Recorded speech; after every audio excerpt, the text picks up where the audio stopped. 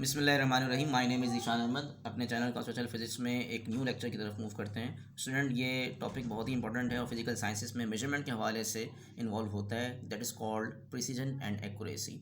Okay, in a simple words we are defining precision, how close the measurements are relating together in their outcomes. Outcomes को आप result भी कह सकते हैं। Okay, now the concept is arised as, अगर आप किसी experiment को परफॉर्म करते हैं और आपने एक एक्सपेरिमेंट को सेवरल टाइम परफॉर्म किया और आपने कोई आउटकम्स निकाल के अपने पास लिख लिए, ठीक है, तो वो जो आउटकम्स हैं वो आपस में कितना क्लोज टुगेदर होते हैं, इस बेसिस पे हम डिफाइन करते हैं प्रिसीजन को। On the other hand we are defining accuracy.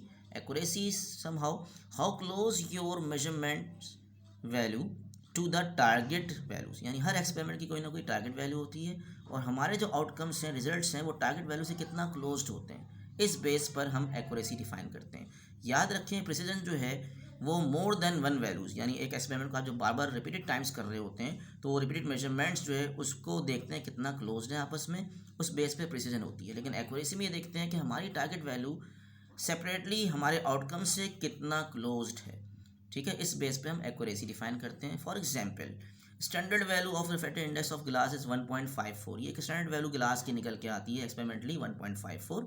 Okay, you have measured several values of refractive index of glass like through the experiments 1.51 first time आपने परफॉर्म किया, 1.50 सेकेंड टाइम, 1.45, तो आपने repeated measurements करी और अपने outcomes 1.51, 1.50, 1.45 निकाली। ये outcomes आपस में कितना क्लोज हैं, इस बेस पे मैंने यहाँ लिखा है ब्रैकेट में प्रिसीजन हो गया।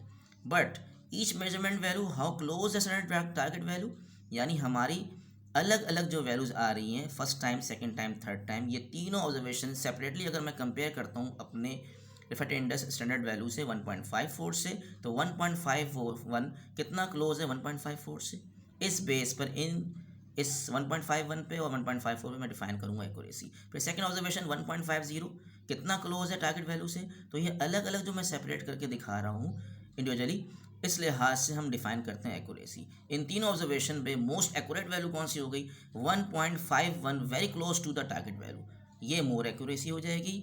और 1.45 क्या है, 1.54 से काफ़ी दूर हो गया as compare to first observation, उस लिहाज से यहाँ पर एक्यूरेसी है बट लेस एक्यूरेसी है। तो हमारी अपनी ऑब्जर्वेशन जो है अलग अलग टारगेट वैल्यू से कितना नियरेस्ट होती हैं, उस बेस पे हम सेपरेटली एक्यूरेसी डिफाइन करते हैं। तो मैंने यही लिखा था, how close the standard value 1.54 to your outcomes values.